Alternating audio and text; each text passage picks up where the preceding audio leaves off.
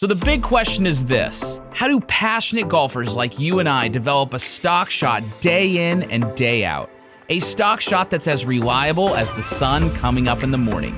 That's the question, and this podcast is the answer. Welcome to Stock Shot Secrets. Hey everybody, welcome back to another episode of Stock Shot Secrets. I got my man Iain Highfield here. Well, today you're in Orlando, which you did spend a lot of time, which we'll get into, but normally Boston. Would it be correct to say now director of the Junior Academy at KOHR? Would that be the title? Would that be the right title for you? You know, I wear many hats, but that's one of them. Yeah. But the long and short, you are doing that. But I think most what people will know you from is you. I think, and it kind of goes back to where I originally met you, or even heard about you, is this company that you originally started, which Game Like Training, because you're a very, very, very different golf instructor than anyone else really on the planet, right? It's kind of like you and no one else. So in my opinion, just being honest, I don't think I've ever actually told you this, but the first time I ever met you was at Proponent Group through the presentation where you were saying like, hey, like you need to have kids hit a shot and then go sprint and then hit a shot and then walk around and like check Twitter and then hit a shot and like do all these different things. I'm like, this is different. Like there is something different. And then there was all the psychology of like spacing and timing and like random and variability and all this stuff. I'm like, this dude is up my alley. So I'm so excited that you're here, bro. You're like one of my favorite human beings. So thank you so much for joining us. I thought you were going to say this dude's crazy. Well, that's you. But we're all a little bit nuts, right? Thank you. So thank you so much. So just kind of starting, like, let's just go a little bit back in time. Like, I just would love to hear more about like your origin story, right? Like, obviously you're not from America. So like, where did the journey start? Like, I know that golf wasn't your first forte, like that was not your first passion, and where this all stemmed from. So I'd love just to hear a little bit of the backstory about you. So a little background, my dad is a very well qualified rugby coach back in England. And he was always a bit of a different thinker. Some might say anti-establishment a little bit. So when I started playing rugby, he supported me and just came to watch. And then we didn't have a coach. So eventually he took my team on at 8 years old. And it was great, right? Because he's an England under 21 universities coach, and he's coaching semi-professional and professional players. And then he's coaching this group of 8-year-olds. And, a couple of things I recall, we never, ever didn't have the rugby ball in our hands. As kids or in practice? Like just around the house, you mean? No, in practice.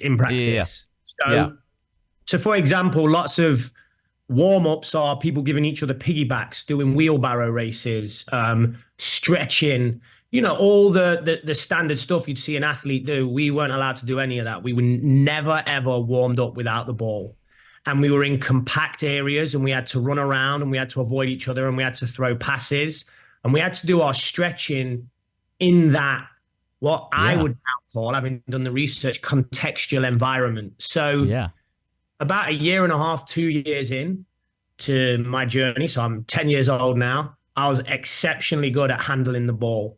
And so was everyone else on the team. We weren't the biggest, we weren't the fastest, we didn't have the most players, but we were the best handlers. And I look back and I'm like, wow, my dad understood skill transfer. My dad understood context. He hadn't read any of the research like me. He just got it. And then I think the second thing my dad did was, we used to run plays with no ball, and we used to walk. And then when we got it right, we would introduce the ball and we would walk. And then we would jog, and we would be against 3 defenders. But then by the end of the session, we'd be doing it at full speed, full tackling, and we'd be against like 10 defenders against 5 of us. So then it was harder than the game. And I'm like, wow, my dad understood the challenge point framework. He was manipulating challenge points all the way through. He kind of understood this adoption pathway. So I think it started there for me. My dad It's also. it's so interesting you say that too, because like I'm sure you have your own framework of like this practice. Our practice framework, or like what I kind of created, if you will, is like this idea of program, block, random, compete, right? Where you're programming, hey, what we're gonna do, whatever it is, like Tai Chi or like whatever the pattern is, super slow, a couple minutes, which would be like, what you kind of talked about, the walkthroughs, right? And then it's the block, which is the walkthrough in the random or inside the play. And then it's this random, like, hey, we need to hit every shot's a different shot. It needs to be in a routine, blah, blah, blah, blah, blah. And then compete, like do something to raise heart rate to stress out. The goal is to stress. But it's interesting how you say this in rugby. Like Aaron, my fitness trainer, had said the same thing about Ohio State, playing football at Ohio State. I saw the same thing with the Seahawks when I went to their training camp. The Guardians guy, Art Sean Fee, they were saying the same thing. So there is this idea of the framework of practice. We call it program, block, random, compete. But like it seems to run rampant through all of these elite sports and coaches of like how to actually build a pattern that's repeatable under stress. Yeah, I kind of learned that off my dad, and then my dad was passionate about golf. Right, he played off six handicap. I very quickly got down to like 3-4 handicap. We used to play together. We used to win the winter league, whatever. Yeah. So I became like a good high school junior golfer. And fast forward a few years when when I'd moved out, I'd gone to college. I'd quit playing rugby, and I was playing golf, and I was watching the juniors get coached. And just what you said, there was no framework. There was nothing being done at the club that I was a member at, apart from kids standing in one spot, hitting balls, working on mechanics. And I was like, there's got to be more to it than this. Can I help these kids out? So I was studying, or I had studied sports psychology. So I took what I learned from my dad. But you're out of college now. Yeah, I'm at college now. Yeah. Failed. You're at college or out of college? So I joined the golf. I started playing golf again when I was in college because I'd quit playing rugby.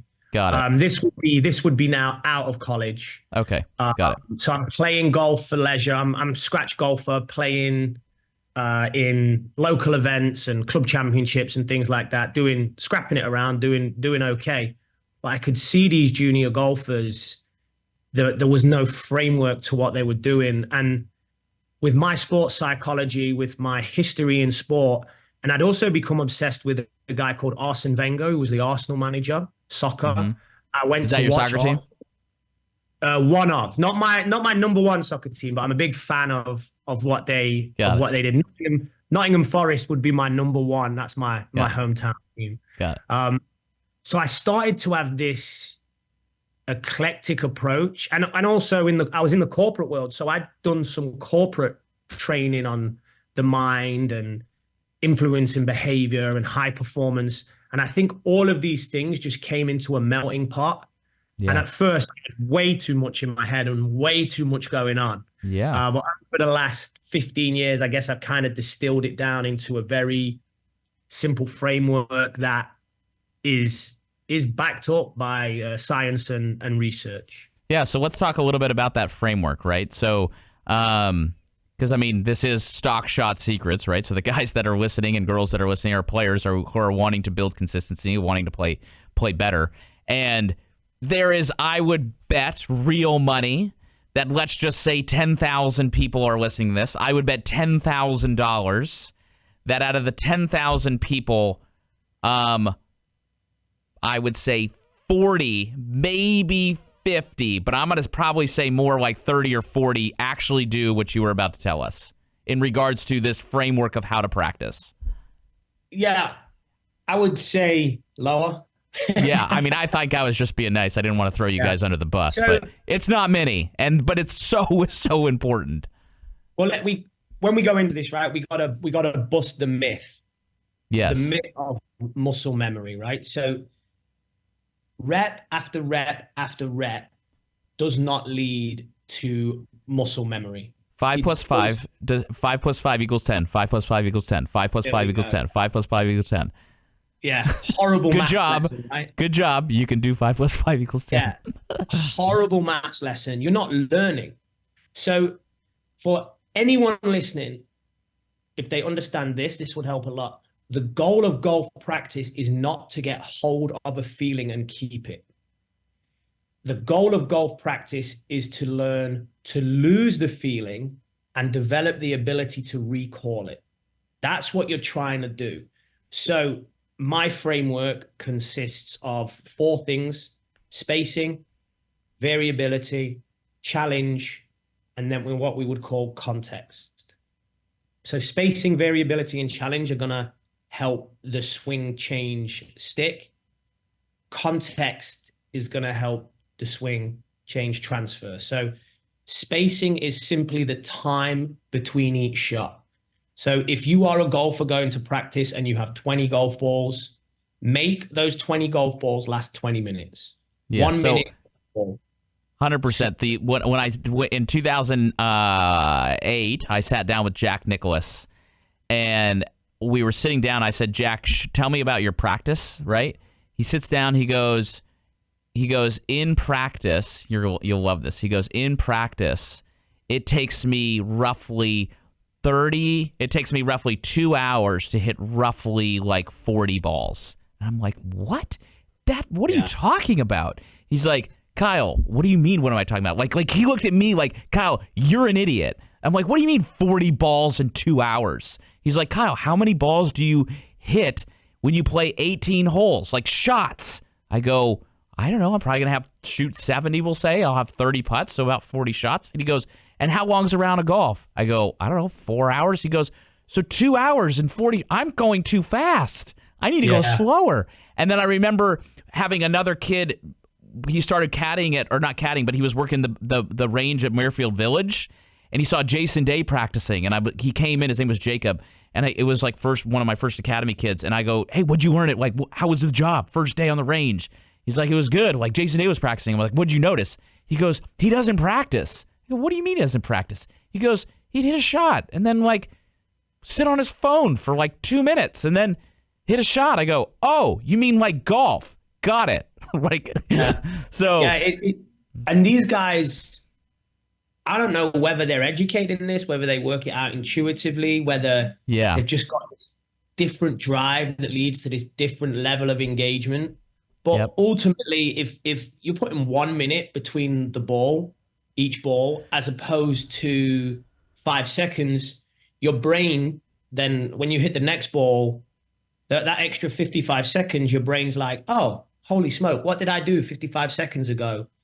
And you're challenging your working memory. And by challenging your working memory, things are going to happen in the brain where you'll be able to recall that movement more effectively in the future. Correct. So as well as the time aspect, and so that's spacing. So that's spacing. Then variability might be, if you've got your 20 balls, you do 5 working on, let's say, your backswing mechanics or whatever it is that you're working on, and then maybe you go and hit 5 pitch shots to a target, and you're trying to get those pitch shots inside a set proximity from the hole. Then you come back, you do the 5 balls mechanics on your backswing. Now, again, that additional variability, it challenges the working memory. It challenges, okay, what was I doing before I hit those 5 pitch shots? Right. So that's variability. Spacing is time, increasing the time between each shot. Variability is changing task regularly and often. Challenge would be the challenge point. How often do you change task? How much space is there?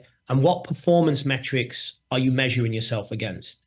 So would you say when they're practicing, they're always measuring? It depends. No, you don't have to be. So like if the guy is only working on, let's just say he's got the 5 balls working on his backswing. Like, is he in your framework, is he worried about where it's going? Because there is a goal, or is it like, man, the only intention I am paying attention to is this backswing position spot? No, I would not. If you're working on hitting the position, you want some visual feedback. Maybe you want an instructor. Maybe you want an external like device, like an alignment rod that you Yep. have to get some feedback off. That's the success. Again, that's a great point because you're working on mechanics and movement change. Ball striking might not be as good at first. It takes Right. it takes Takes time. time, right? And the rest of the motion and your sensory perceptual system, they have to catch up to this change. So Yep. no, Got it. the performance, well, it could be anything, right? So let's give another example. You're working on your backswing, five balls, then maybe you have to hold a 6 foot putt before you're allowed back to work on your backswing, 5 balls. It can be anything, right? And this is where I challenge coaches and instructors. I think we have to be, as a whole community in golf, I think we have to be more innovative. We have to look at the science and the research, and we have to give people innovative, fun, exciting, engaging programs, not just telling people to dig 1,000 balls in a row out the dirt. We know that doesn't work anymore. So yeah, spacing, variability, challenge would be the amount of space and variability and performance measures. And if you're a very high handicap, you might hit 10 balls or 15 balls and change task. If you're a very low handicap, you might hit 3, then have to hold a 6 foot putt, then have to get it up and down out of a bunker, then have to hit driver cut, and then hit 3 more. So that's in your world. I'm asking more. I'm getting some advice here, some free advice. Yeah. In the world, if you were to come into the golf room, into our Elite Junior Academy, right? Yeah. Like basically they're here Monday through Thursday, and kind of Mondays and Wednesdays, well, for all intents and purposes, is John Joe's golf skill day, right? And he's going to hit, putt, and chip, and he's got 3 hours. In your world, in your belief, which I believe as well, but just confirming, if the guy is hitting for an hour, putting for an hour, and chipping for an hour, you would probably, if you were the director of the academy in Dublin, you would say, hey, listen, you guys are all going to be putting, chipping, and hitting all 3 hours and you're basically going to be almost like in 5-minute increments. Like you're going to hit for 5 minutes, then you're going to putt for 5 minutes, then chip for 5 minutes, then hit, putt, chip, hit, putt, chip. And they are just circling. Because even Aaron, like he would say that they would do that at Ohio State. They had 24, what did he use them? It was like 24 timestamps at 5 minutes apiece. That was their Tuesday, Bloody Tuesday, they called it. So they would do 5 minutes of things under Urban Meyer, right? Hey guys, I hope you are enjoying this episode of the Stock Shot Secrets podcast. If you are enjoying it, be sure to like this episode. Be sure to subscribe so you can always see when they're coming out. And most importantly, if you would be so kind to be able to share this podcast with other passionate golfers who are trying to get better and build stock shots, because it grows through you sharing it. Thank you so much for tuning in. And now back to Stock Shot Secrets. But is that how you would run it? Like, is that kind of what you do at KOHR? Is like it's just this constant cycle of like you're never there long enough to get comfortable? Yeah, exactly. As soon as you've got that feeling of the change you're trying to make, the wrist, you got to go, or the backswing, or whatever it is, you got to move. Got it. Interesting. And you know what I liked about what you said? If it was iron shots, chipping, putting, iron shots, chipping, putting, that's what we would call serial practice. It's actually in the order of the game. So in the order of the game increases the chances even more of these skills. Interesting.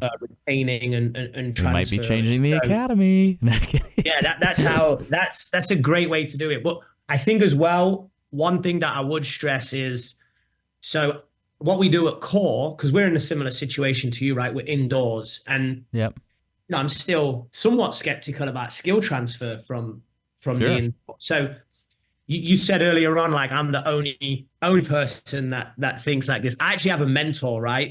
Who I think is the best golf coach in the world, because he's actually he's gone through the Ledbetter system. He understands the mechanics. He understands TPI. He understands all of that. But now he's obsessed with this world. So his name's Stuart Morgan. He does it on the elite level. He continually gets players that are on the fringes of the Ryder Cup into the Ryder Cup playing. He's done it time after time. So I speak to him a lot. And what I'm actually looking for in the indoor center is for the behaviors to give the most chance of transfer. It's them moving around. It's them being stressed. It's them competing. it's there being some variability in the environment. So in bay one, we might pull all the mats up and make them have ball above feet. Sorry, feet above ball. Yeah. And then in bay two, we might strip the mats back and it's ball above feet. And we're actually trying to get them, hey, this is what you're working on in your swing according to the smart to move plates and the GBD system. This is what we need you to do. But you've got 5 balls in bay one, then you hit the chip, then you hit the putt, then you've got 5 balls in bay two. And now actually, if you think about it, it's different again because it's a different stance. Yeah, if you're trying to shallow out your swing and you gotta, the ball's below your feet, that becomes a lot more difficult. Yeah, it's just reflective of the golf course. Yeah. Just reflective of the things that you're going to take on the golf course. So that would be what we call context. Context is king, and obviously the main context is the golf course. So as soon as possible, we want to get kids with the training programs that we design them on their golf course. There's a pathway and an adoption pathway to that. And we write those programs, but obviously where you're from, where I'm from, it's not possible year round. So to recap, we have spacing, variability, complexity, and then what was the fourth one? So spacing, variability, challenge. Oh, challenge. And challenge and context. Yeah. Context. Got it. Cool. And with that, so I read this, which was kind of cool. I'd love to kind of talk about it. You said in an article once, you said, tell me and I forget, teach me and I remember. Or tell me and I forget, teach me and I remember, involve me and I learn. That's one of your favorite quotes. Can you kind of go through that a little bit? So I'll say it again just so people can hear it. Tell me and I forget, teach me and I'll remember, involve me and I learn. Yeah, so, I have 12 coaches at KOHR. Mm-hmm. And really one of the main things I'm looking for, I'm not looking for their philosophy, what they think about mechanics or anything like that. I'm looking at how much they talk, because too much feedback, too much information from a coach actually degrades learning. So I'm a big believer in what we would call constraints-led learning. So for example, a lot of junior golfers, right? They'll have a strong grip and they'll back out of the shot and the club gets very much stuck on the inside. Most good junior golfers, right, do that because it's a way that you can sling it and hit it further, which tells you they're going to be good. But if you don't correct it at the right time, it can cause the blocks and the hooks. So rather than instruct them on what to do, I would design a game that points are awarded for hitting low cuts. Because the mechanics of the low cut opposes what is going on with the body there. So I try and connect the mechanics to the shot shape, but also I'm not telling the student how to solve this problem. The student has to figure out how to solve it themselves. So if you can understand... Which is important for junior golfers now, too, because now they feel like they own it, right? It's like look at what I did. Yeah, I think I did it. But that's very true. Like, again, I think coaches sometimes can take a little too much credit. Like sometimes you read on social media, it's like, well, hey, bro, you never hit the shot. So I think that creating a game or a challenge where the behaviors that you want as a coach will emerge when that student successfully solves that puzzle you've put in front of them. I think that's a more powerful way, as you said, to get the player to own it than telling them, hey, you're backing out of it, so I need you to cover the ball more, get the handle in front of the chest, etc. Yeah.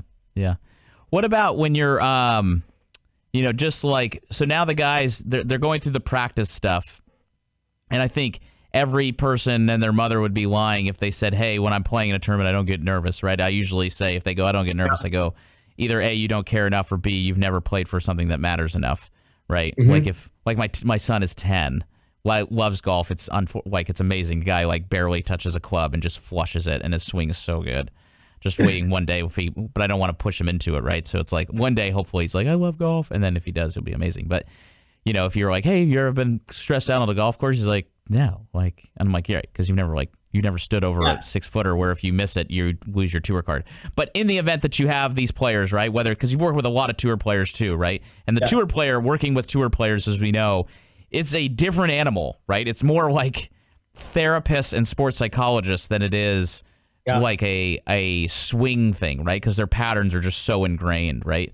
But what are some of the tactics that you kind of prescribe to kind of minimize the stress so that they can play at peak performance? So I think for a tour player, I move at their pace. Mm-hmm. They have a belief. They already got very good doing a lot of things not in line with my framework. Right. Where did they want to go? And how do I slowly get them to maybe increase some spacing, maybe increase some contextual practice? And look, this is when they're away from a tournament. Like Yeah. going into the tournament, and I didn't used to do this early on in my career, which was a mistake. Going into the tournament, I shouldn't be creating the cognitive load that masses amounts of spacing, variability, challenge, and context do. 4 or 5 days out from a tournament, I should just be letting them clip a few balls because it's all about energy consumption. It's all about saving units of cognition for the golf course. It's all about them feeling comfortable. So, we just gave the example of both of us trying to push our junior golfers outside of their comfort zone in winter training, leading up to a tournament for a pro. Let them be comfortable. Let them go clip a few shots, 5, 10, 15, 7-irons in a row. Let them get their putting devices out. Yep. May or may not help, but that's where their comfort zone is, right? So Yep. I'm enabling them to be a little more comfortable, and I'm moving at their pace because you can't go in and blow up their world. But a 12-year-old, I'm thinking of the 10, 11, and 12-year-olds that have joined my academy recently. They're a blank canvas. They will literally look at people and be like, "Why are they hitting so many balls in a row, coach?" Yeah. You've trained them to see it. They don't know any different. Yeah. They don't know any different. So I think that's the key with the tour player. And look, every tour player I've worked with, I'm still friends with. Yeah. I reach out to them. I still work with a few of them. And what about though? So when they're doing these variability and spacing, right? And you kind of set a goal, because the way that you like to, it'd be good if I could show this, but the way that you build your practice plans is like you kind of have to go, like you have to get the first task, and then there's spacing, and then the second task, and then spacing, and then the next task, and then spacing. And if you fail at the task, you start back over, right? Yes. So now you're doing it, and you've got tasks like you got to make 3 6-footers in a row. Then you got to take a minute break. Then you got to hit 2 fairways in a row. Then you take a break. Then you got to hit a chip within 6 feet. And then the guy, and he's doing all this stuff, and he's been doing it for like an hour, right? And he's got to get this stuff done. So now at he's been doing it for an hour. He's failed a bunch. He has a really high heart rate, right? Because this is like the feeling of like, you got the 6-footer on the hole. What are some of the things that you tell your players just to like, because the stress is going to be there, right? Like if they didn't care, they wouldn't be stressed, right? So they have to learn how to perform within that stress. You can't like just say that doesn't exist, because it absolutely exists, and it should exist. And in some sense, and in a weird way, we play the game to get in the stress. That's why we practice, is because we want to get in moments that matter. So when those moments matter and we're feeling like our energy levels rise and like maybe cortisol's firing and so on and so forth, what are some of the tactics that you prescribe to under those situations? Yeah, I think, firstly, apologies for the phone. I meant to have checked out 43 minutes ago, so that's the reason that the phone was ringing. Yeah, look, I think the sports psychology that I teach is no different to traditional sports psychology, except I'm doing what you've just said. I'm doing it in context. I'm doing it in the environment. I'm not in a classroom telling people to breathe, walk slower, visualize. I'm not giving them strategies in the classroom. They're in a game, and they've been going for 90 minutes and maybe they're not off level 1, or they're in a game, they've been going for 90 minutes and they're on level 7, and if they fail, they're going to go back to level 2. Yeah. And if they like golf and if they are the correct type of student, they care. Like they care. There's certain kids that come to training and they care. They want to do well. They want to compete with others and themselves. And when you get a child in that situation, or even a pro, I've had it with pros on the course, whatever, in games on the range. When you get them in that situation and they care and they are about to fail miserably or they are about to pass, that's such a great opportunity for you to actually help them practically implement that strategy. Hey, tell me what you're thinking. Talk to me a little bit more about that. What tools do you have in your toolbox to inoculate this if it shows up on the golf course? Because most junior golfers and most club golfers, unfortunately, only learn to inoculate the stress response when it shows up in competition. And because that's one of the first times they've had to deal with it, often they fail. It's crazy too, right? Like these players, the golfers practice, and it's like, I always equate it to, can you imagine, obviously we're in Ohio, so it's like, can you imagine Ohio State only doing pitch and catch, like only running routes, and they never, ever, ever scrimmage. The only scrimmage is against Michigan. Right, like the actual game, like that, they'd be so bad. Dan Campbell, right? I don't know if you see, like, I love Dan Campbell, man. That guy is freaking the Detroit. I loaded on them this year, and I freaking love that guy. Love the fact he drinks like 6 espresso shots a day as well. But there's this video of him saying, "Hey, I love you guys. I've got your guys' best interests at heart, but we're gonna hit today." And they're like 7 minutes into training camp. Everyone's like, what? He's like, we got to hit because we don't want to be ready for game 8. We want to be ready for game 1. So we're going to hit, we're going to take the risks. But you guys have to believe me. You guys have to trust me. And it was more contextual practice. They were learning in an environment that was more representative of the game. I do see a lot in football. I wonder about the combine sometimes. I wonder about some of these drills that they run. I wonder why we can get such good results in a combine, and then this guy you never see him on the field, and then there's another guy who's not doing that, and yet, wow, this guy's a beast. So I mean, just look at C.J. Stroud versus Bryce Young, right? Difference in testing scores and all sorts of stuff, and yeah. And there was one recently of C.J. Stroud playing basketball in high school. I don't know if you saw that. It was yesterday. Micah Parsons put it out. Holy smoke. He scored 40 points, and the guy he scored him against is in the NBA right now. So that kid's just an absolute stud. Yeah. But I think, look, across all sports, there's some areas that we could evolve retention of skill and transfer of skill. But the principles would remain the same. If you can do something in practice and you can't do it in tournament play, increase the spacing, increase the variability, increase the challenge, and have some strategies, psychological strategies, breathing, visualization, pre-shot routine, self-talk, whatever it might be, and be applying these in practice, and just be ready. You'll be more ready for that big moment than if you didn't do those things.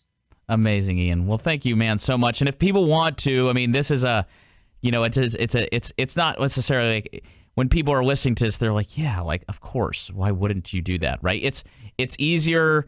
It's kind of like course management. It makes so much sense, and I think everyone agrees. The difficult part is not knowing the framework in which you're saying. It's just applying it and doing it and saying, hey, man, you have 5 balls in 5 minutes.